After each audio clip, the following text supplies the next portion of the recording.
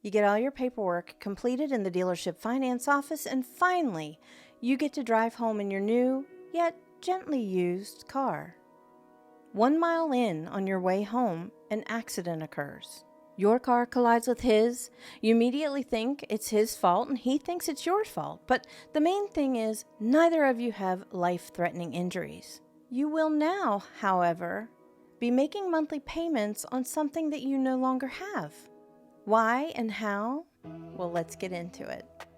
Hi everybody, I'm Kimberly and welcome to Auto Finance Sense, where I help you make sense of the dealership finance office the next time you buy a car. Let's get started. By the end of today's video, my hope is that you have a clearer understanding of GAP coverage, Guaranteed Asset Protection, how it works, and how not to be tricked by the finance manager if you don't want GAP coverage or if you don't need GAP coverage. Now, maybe you know someone or you have some friends or family, or maybe this has even happened to you, that scenario at the beginning of the video. Over my years, I have lost count of the number of people that have pulled off of the dealership lot and that has happened to them. And to get this started, I'm going to give you 8 things that to this day, I hear people, mostly uninformed people, say about GAP coverage. You don't need GAP coverage if you're buying a used car. Nah, I have the best auto insurance. I don't need GAP. GAP is a scam. Even though I have a 60-month loan term, I plan on paying it off in 3 years, so I don't need GAP. I'm a very safe driver. I've never had an accident. I don't need GAP. I have enough money in my bank account to pay for it if that happens. Nah, I'll get it later through my insurance company or from somewhere else. I have new car replacement, so I don't need GAP. What is Guaranteed Asset Protection? Well, there are a couple of ways to explain it, but here's one way. You just walked out of the dealership finance office and you now have a brand new loan for $20,000. 3 months later, somebody T-bones you at an intersection and totals your vehicle. Your insurance company then cuts a check for $15,000. They cut the check based on their book value at that time. Who's going to come up with the extra $5,000 to pay that loan off for you so that you're not still paying on something you no longer have? Well, you can take that $5,000 out of your savings account or borrow it from somebody, but you need to turn around and get into another car loan. The first question that the bank is going to ask is, what's going on with this open car loan that we see on the credit bureau? Well, that's where GAP comes in. GAP pays that difference for you, and I kind of like to think of GAP as a loan protectant. Now, in a minute, I'm going to get into some questions that you want to make sure that you ask whenever it comes to GAP coverage. But first, let's go over a few guidelines of GAP. One common misconception is that, look, I can get GAP anywhere. I'm sure my insurance company has it. True, many insurance companies do have GAP coverage, but many do not. It is not, for example, new car replacement, which is a product that some insurance companies offer as well, because new car replacement does not pay off your loan from your total loss vehicle. Now, in today's world, vehicles get totaled very quickly due to their computers and the electronics that they have in them. They're just not easily fixable. And quite frankly, if I got into a bad accident, I think I would want them to total that vehicle rather than try and fix all that stuff. But total loss can also be if the vehicle is stolen and not recovered. So I think what I'm going to do is I'm going to go back to those 8 things that I hear the most and address each one as we go. The first one being, you don't need GAP if you're buying a used car. That's crazy. So when do you need GAP? Well, you need GAP if you're not putting down 20% or more on your transaction. It doesn't matter if it's a new car or a used car. As soon as you pull off of that dealership lot, you depreciate. Now, I always recommend that you have 20 to 25% to put down on a vehicle that you're purchasing with a loan. And we'll talk about leases here in a minute. But that is a healthy down payment. It will eliminate the need for GAP. And also, one of the stipulations that many lenders today will put on finance managers is you cannot put gap on a loan if it is at 80% loan to value. That doesn't mean that a finance manager still won't try and take advantage of you and put it on there anyway, but we'll go over that too. Nah, I have super great insurance. It doesn't matter how great your insurance is. They're still going to cut you a check for their book value at the time of total loss, which is generally this big and your loan is this big. Gap is a scam. Well, the only thing I can say to that is ask any friends or family if this has ever happened to them. I've also heard people say that 0% financing is a scam too. Even though I have a 60-month term, I intend on paying it off in the next 3 years. Okay, good one. Well, here's when you need gap the most.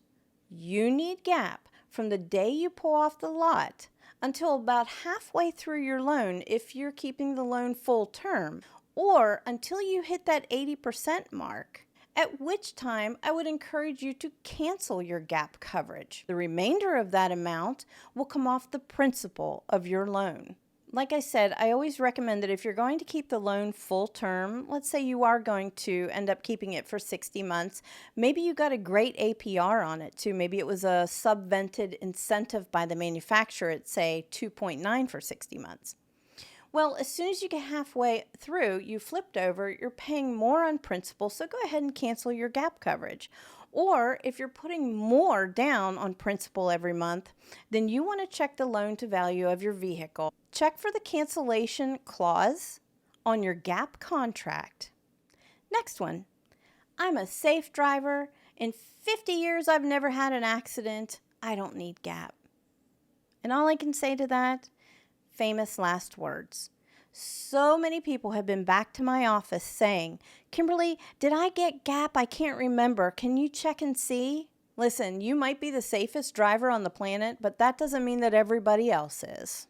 And the next one is, I have enough money should that happen. Well, that's great.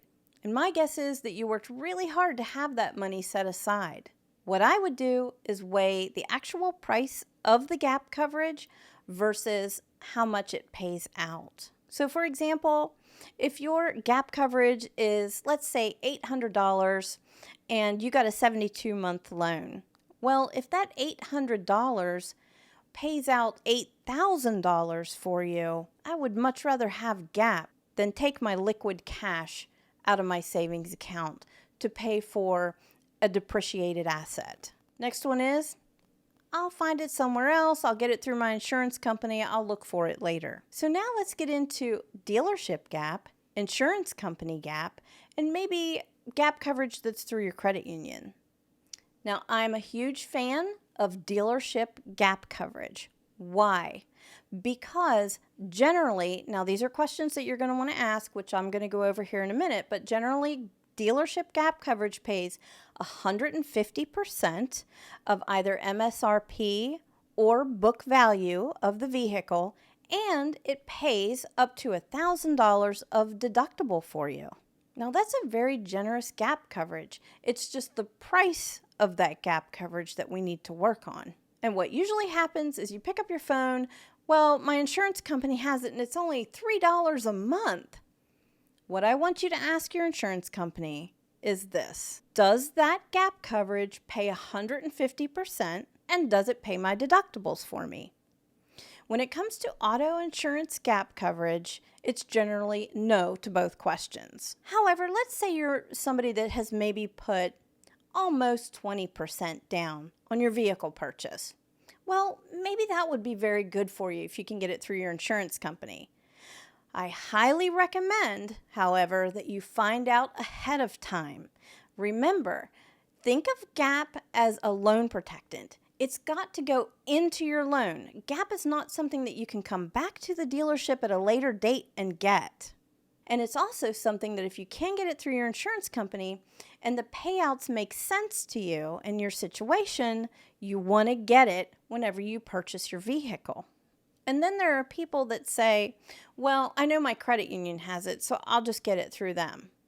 Again, Gap coverage has to go into your loan. So unless you got your loan through your credit union, you can't just go to the credit union and put gap on your transaction through the dealership. If the finance manager at the dealership puts your loan together for you and you want gap coverage, what are you going to do first? You're going to ask, how much is this gap coverage?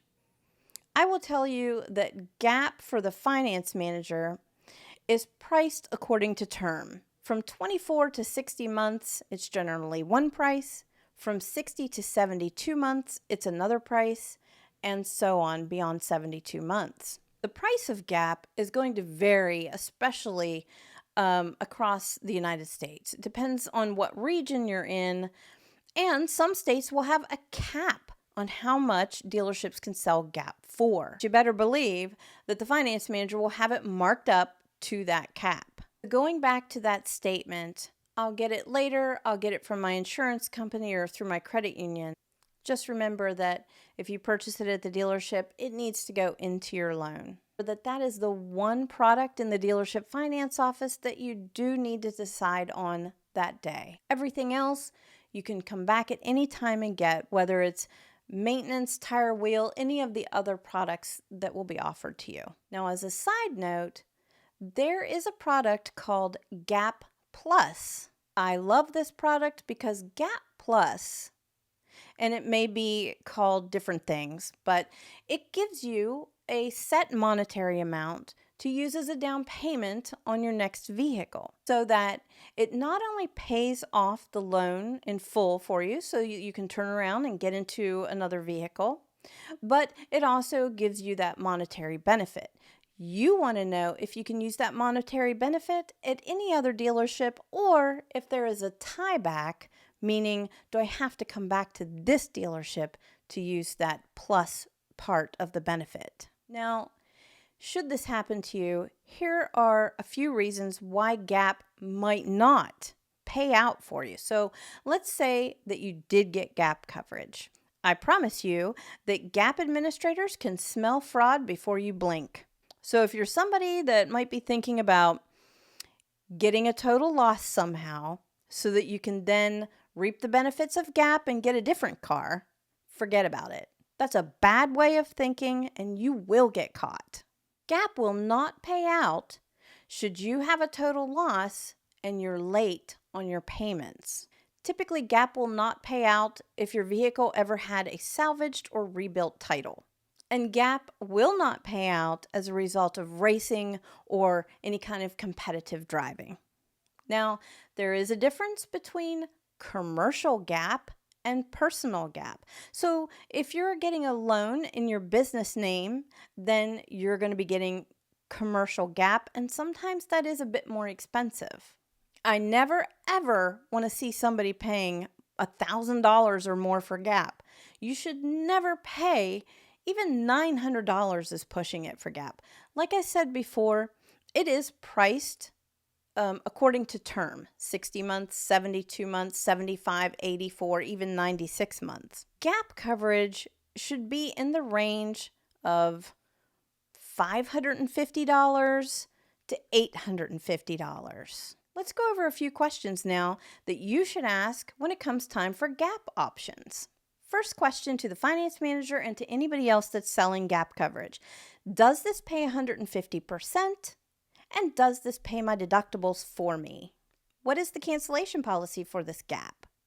Is this a Gap Plus style product where it comes with a monetary benefit that I could use as a down payment on my next one? Or is this just a straight Gap policy that pays my loan off in full for me? And last but not least, here are 3 ways to make sure that you don't get tricked into getting Gap in the dealership finance office. You've heard me say this before, but first and foremost, go over that purchase order before you sign it. Go over every single line. They should all make sense to you. All the fees will be broken out and itemized. On there, if you got Gap, it will say Gap.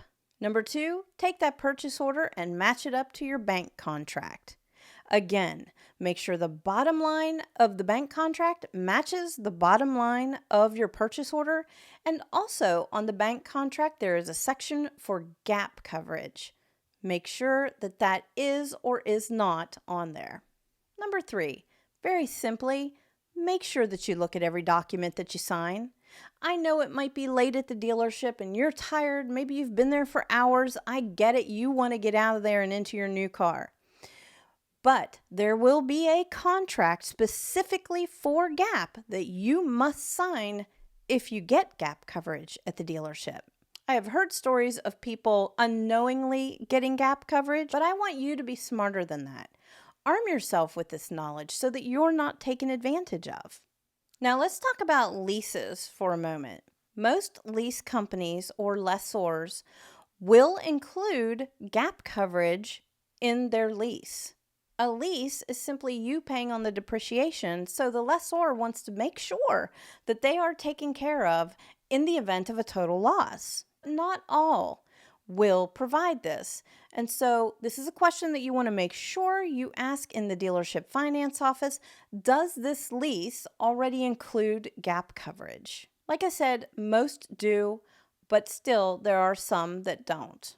So it's important that you find out. Okay, I know that was a lot, so let's just do a quick review. It doesn't matter if the vehicle is new or used. If you don't have a very good, healthy down payment of 20% or more, you may need gap. Gap coverage is optional. It is 100% up to you as to whether you want gap coverage or not. Don't ever let a finance manager tell you that the bank or the lender is requiring you to have gap. That doesn't happen, and it's non-compliant. Ask the question, does this pay 150%? And does this pay my deductibles for me? And does this have an additional monetary benefit to it? A down payment assistance, and if so, do I have to buy a new car here? Does it have a tieback? Or can I go anywhere and use that down payment assistance at a different dealership? Ask about the cancellation policy on the gap coverage. This will also be found on the actual gap contract that you will sign. All right, I sure hope that this video helped in some way. And don't mind, would you do the YouTube-y things and hit the like, subscribe, and notification bell so that you know whenever I upload new videos. I hope you all have a safe and wonderful rest of your day, and thank you for being here. Bye-bye.